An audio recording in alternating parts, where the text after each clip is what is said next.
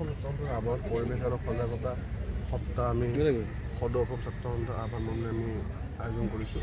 আমাৰ আজি এইটো 4 নম্বৰ কাৰ্যসূচী। আমি মহাবিদ্যালয় বিশ্ববিদ্যালয় গৈ পেলাই আমি বাটৰ নাট প্ৰদূষণৰ ওপৰত আমি কেনেকৈ প্ৰদূষণ নিয়ন্ত্ৰণ কৰিব পাৰোঁ, তাৰ লগে লগে চিত্ৰাংকন গোটেই 29টা গুৱাহাটীৰ 29টা উপভাষা অনুষ্ঠিত কৰা হৈছে।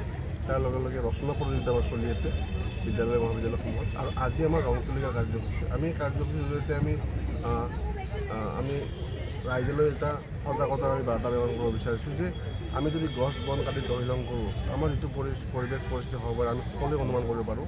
গতিকে নতুন প্ৰজন্মক আমি এইটো বিষয়ে আমি সজাগতা কৰাৰ চেষ্টা কৰিছোঁ। আৰু গুৱাহাটী মহানগৰীৰ বিভিন্ন মহাবিদ্যালয় বিশ্ববিদ্যালয় আৰু জ্যেষ্ঠ নাগৰিকসকলে আহি পেলাই এই ৰং তুলীয়া কাৰ্যসূচীত অংশগ্ৰহণ কৰিছে আৰু তেওঁলোকে নিজৰ মনৰ ভাৱ ছবি আঁকি প্ৰকাশ কৰাৰ চেষ্টা কৰিছে।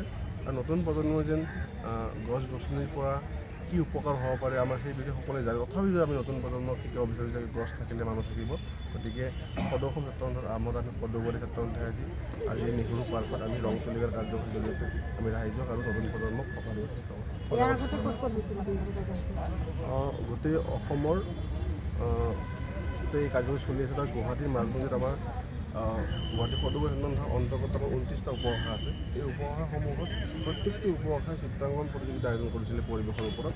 তাৰ লগে লগে গুৱাহাটীৰ মহানগৰীৰ প্ৰায় সকলোবোৰ মহাবিদ্যালয়তে আমাৰ বাটৰ নাটৰ জৰিয়তে আমি সজাগতা কৰাৰ চেষ্টা কৰিছিলোঁ। তাৰ লগে লগে ৰচনা প্ৰতিযোগিতা আমাৰ চলি আছে গোটেই গুৱাহাটীতে। আৰু আমি অহাকালি আমি ৰচনা যিসমূহে লিখিছে আমি জমা ল'ম। আৰু আজি আমাৰ ৰং তুলীয়া কাৰ্যসূচী। গতিকে এই কাৰ্যসূচীসমূহ পালন কৰি নতুন প্ৰজন্মক পৰিৱেশৰ প্ৰতি সজাগ কৰাৰ চেষ্টা কৰিছোঁ। প্ৰতিযোগিতাৰ কিবা পুৰস্কাৰ ব্যৱস্থা চলিছে? আজি ৰং তুলিকাৰ কাৰ্যসূচীত প্ৰতিযোগিতাৰ ব্যৱস্থা কৰা নাই, কিন্তু ৰচনা প্ৰতিযোগিতা চিত্ৰাংকন প্ৰতিযোগিতা অনুষ্ঠিত হৈ গৈছে।